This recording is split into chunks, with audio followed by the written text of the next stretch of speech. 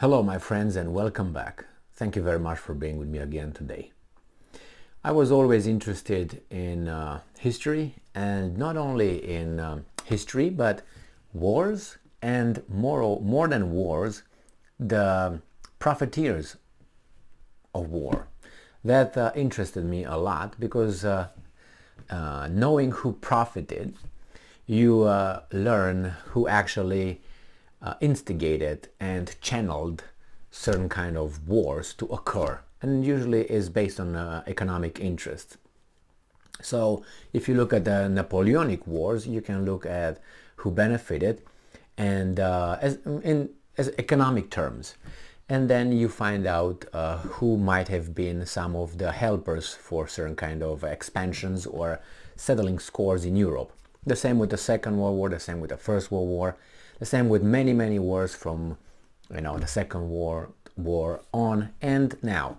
You can look at this war between United States and Russia on the territory of Ukraine, and you can easily figure out who are the big profiteers of this war, economic profiteers. And believe me, this is not a coincidence. And why am I saying that? If you think that the business just makes billions in profits just because it's a coincidence, a political determination was made somewhere, and we just got to be so lucky that we're going to be the biggest profiteers here. And one of the biggest ones in this war obviously is the arms manufacturing companies. They make a kill. And the armies of various countries, the generals who are in command, that already become very important people, instead of just sitting over there and taking care of our countries and make sure they're safe. All of a sudden they show off and they tell us how important and how stupid they are. Just listen to their statements. That's something that helps us, because when they show up and show off, they're stupid. So you can figure that out and say, oh my God, this guy's in charge. Go back there and do the military strategy and whatever you need to do, and don't come here and talk about anything else, because we hear you. And when we hear you, we just get scared of who the fuck takes care of us, who keeps us safe. Oh no. So in this case, we have Hungary, that country, and with Viktor Orban, it's Prime Minister. And he made some statements that are very concerning, but they go along with profiteers. This article comes from Sputnik, and it's from today, the 15th of October 2022. This is the title: Need to prepare for war. Hungarian Prime Minister Orban warns EU economy will fall over sanctions. You know what happens when economies fall? You have a lot of problems in your country and a lot of international problems, because people try to look for whom is fault, and they will not get a mirror. We always look down the window and point out to, oh, that's his fault, she's her fault, and all that. All right, let's quote what Mr. Orban has to say. We cannot bury our heads in the sand like ostriches. We have to face reality. If this continues, sanctions will rock Europe, the continent's economy will fall to its knees, people could be in danger, and it seems we need to prepare for a protected war. He's not talking about Russia here, or China. He's talking about Europe. And he says, we, Hungarians, need a deterrent army, ready to strike, able to guarantee peace, because those who are not ready to act and are not disciplined cannot be successful. Those who have no strength will have no truth, and those who have no faith will have nothing to fight for, Orban said at the oath-taking ceremony for voluntary military recruits. Now, he used here some very extreme terms. Instead of saying be kind and be compassionate and be tolerant, he instead of used words as strength, truth, discipline. Wow, these are very patriarchal values only. not human values, just patriarchal. So I think this guy is very, very well positioned, and I'm glad he is the Prime Minister of Hungary, elect. So he's the Prime Minister elect of Hungary. Now, in March, Orban said that Hungary would enhance its army capabilities in the next decade, as only a powerful national army can ensure the country's security. Oh no, I thought that open border is fine because we're all good and we love and happiness.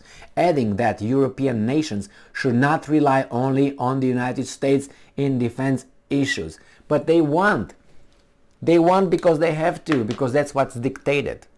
They run your military, they defend you, and they tell you what to do. That's how it goes, as I always say, like in-laws.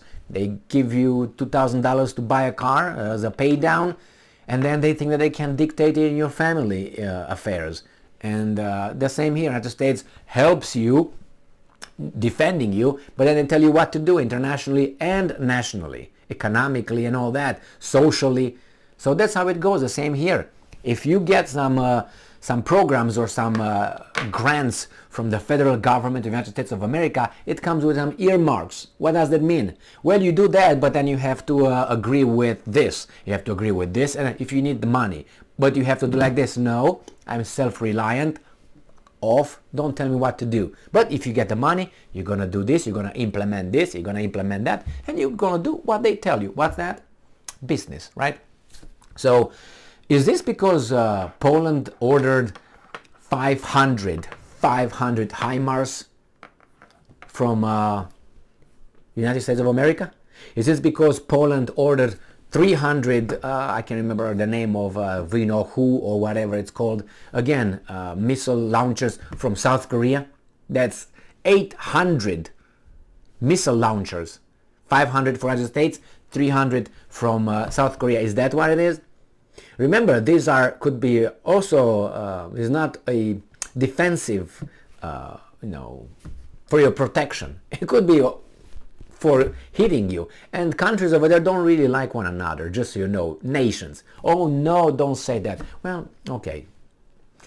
So, what do you think Ukraine, Hungary says, oh, we gotta get our army ready?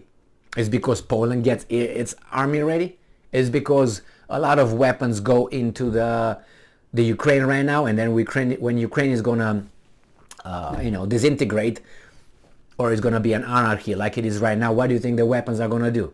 Just gonna blow them up? They're gonna go back to United States? No, they're gonna stay there, and they're gonna be in the hands of some people that we sometimes don't want them to have them. And what do you think those people will do?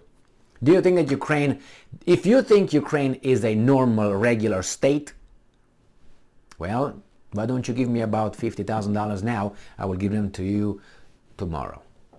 And please do that. I mean, if you're so credulous, go ahead. Yeah, and this guy talking about this now tells me he knows more that we don't even know yet. So, and then remember, this is Orban in Europe. He's not talking about Russia, he's not talking about China, he's not talking about Iran. The German armored fighting vehicles, now they're just gonna give us who's got what. Budapest have been opposing the EU's sanction policies against Moscow as Brussels slapped several rounds of restrictions on Russia since the start of the special military operation in Ukraine in February.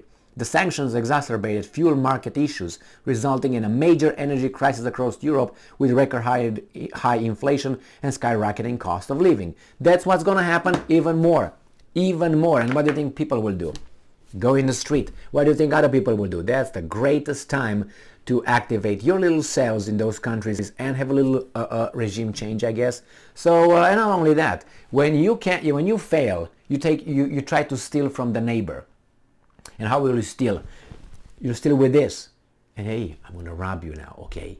Just sit down. Tell me where you got your food. Tell me where you got your gold. Tell me where you got your money. Tell me where you got your wife. And I'm going to take them all. Oh, your wife can stay here. Anyway, thank you very much for being with me again today. Stay strong, stay smart, look for the truth, and be just.